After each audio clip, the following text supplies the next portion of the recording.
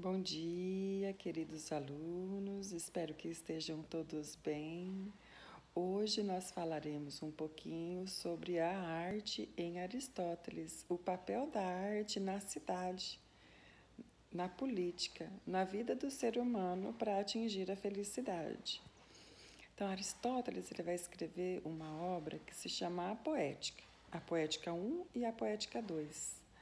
A Poética 1, ele vai falar sobre a tragédia grega, que é um gênero teatral, né, que narra a vida dos heróis, dos deuses, dos semideuses. E a Poética 2 narra sobre as pessoas comuns. E ele vai tratar sobre a comédia. Porém, nós só temos acesso à Poética 1. A Poética 2 ela foi queimada na Idade Média pela Igreja Católica. Então, nós só temos acesso à Poética 1. E o que diz a Poética 1, né? A Poética de Aristóteles ela vai falar sobre a tragédia grega, sobre esse gênero teatral, né? Em que narrava-se a mitologia grega, a vida dos heróis, dos deuses, dos semideuses, dos reis, dos guerreiros que iam para o campo de batalha. E o Aristóteles vai dizer que a arte ela é importante, a arte trágica ela é importante porque a gente sai melhor quando a gente assiste uma peça de teatro. E aí Aristóteles vai dizer assim, a arte trágica ela é moralizante, ela tem o fundo moral. O que é a moral? A moral são as regras da sociedade que falam aquilo que a gente pode e aquilo que a gente não pode fazer, ou aquilo que nós deveríamos fazer e aquilo que não deveríamos fazer, né? Então, o agir correto tem muito a ver com a ética, né? Mas a moral ela já vem mais assim, o que é uma pessoa imoral? Uma pessoa que trai, uma pessoa que rouba, né? Uma pessoa que bebe e dirige embriagada, né? Então ela está sendo imoral. A imoralidade ela tem a ver com o comportamento humano, né? Daquilo que o ser humano faz e não faz e daquilo que é aceitável ou não em sociedade. Bom, então, e o que isso tem a ver com as peças de teatro, né? O que a moral tem a ver com a peça de teatro? Então, o Aristóteles vai dizer que quando a gente assiste uma peça de teatro, a gente expurga, a gente põe para fora sentimentos que não podem ficar guardados dentro da gente. Eles têm, é como se ao assistir uma peça de teatro a gente se purificasse. O espectador, né, aquele que está assistindo a peça, ele se purifica. Então ele vai dizer que a tragédia grega ela tem uma função catártica, catarsis, né? Então o que significa essa palavra catarsis ou um sentimento catártico? Significa expurgar, pôr para fora aquilo que não deve ficar dentro, né? Então, o que a gente põe para fora ao assistir uma tragédia grega? Então, Aristóteles vai dizer que a gente põe para fora os sentimentos. E quais sentimentos a gente coloca para fora? Ele vai dizer que é a compaixão e a piedade, né?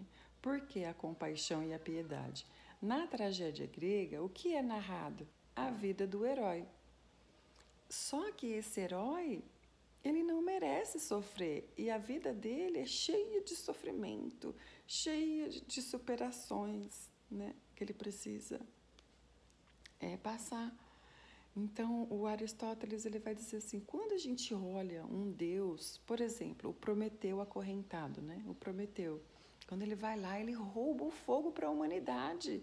Se ele não roubasse o fogo para a humanidade nem existiria, porque não sobreviveria sem o fogo, né? Então ele vai lá com pena da humanidade, rouba o fogo de Zeus e entrega aos homens. E depois ele é punido por Zeus por ter feito isso, a ficar lá milênios pendurado num penhasco e todos os dias um abutre ia lá e comia o seu fígado, né? Então, ou seja, ele vai sofrer por milênios por ter roubado fogo à humanidade.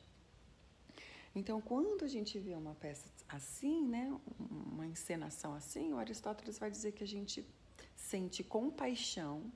O que é compaixão? A gente sente o que o outro sente, né? A gente fica com pena, com dó de ter acontecido isso com o herói, né? A compaixão e a piedade. E a gente também sente medo. Por que a gente sente medo? Porque se o final da vida de um herói, de um deus, de um semideus, é aquele final trágico, né? A punição ou a morte, igual aconteceu com o Ícaro, né? Que matou o Minotauro e por ele subir demais, teve as asas de cera queimada e caiu no mar e morreu. Então, se o fim de um herói, de um deus, de um semideus é a morte ou um fim trágico, como de Prometeu, pendurado no penhasco, o que dirá o que será de nós, meros mortais, né? Se um Deus sofre, imagina nós, seres humanos, então.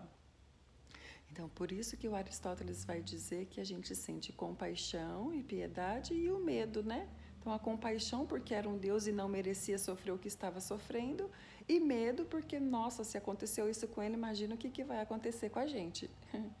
Então, era isso que o Aristóteles dizia sobre a tragédia grega, né? Então, coisas importantes. Então, para a gente retomar aqui. Ao assistir uma peça de teatro trágica, o povo grego, eles se educavam. As peças de teatro era como se fosse a escola deles. Eles aprendiam através das peças teatrais, porque as peças teatrais elas têm um fundo moral. Um fundo moral significa aquilo que nós, seres humanos, em sociedade, podemos viver, fazer ou não, né? O que é aceito e o que não é aceito, né? Então, quando a gente assiste a peça de teatro, a gente se depara com aqueles comportamentos que são aceitáveis e que não são aceitáveis, tanto pelos seres humanos como pelos deuses, né? Então, quando também a gente assistia a peça, a gente colocava para fora, né? A peça de teatro, ela permite, ou qualquer tipo de arte, ela permite a gente sentir alguma coisinha ali e colocar para fora esse sentimento, nos purificando, né?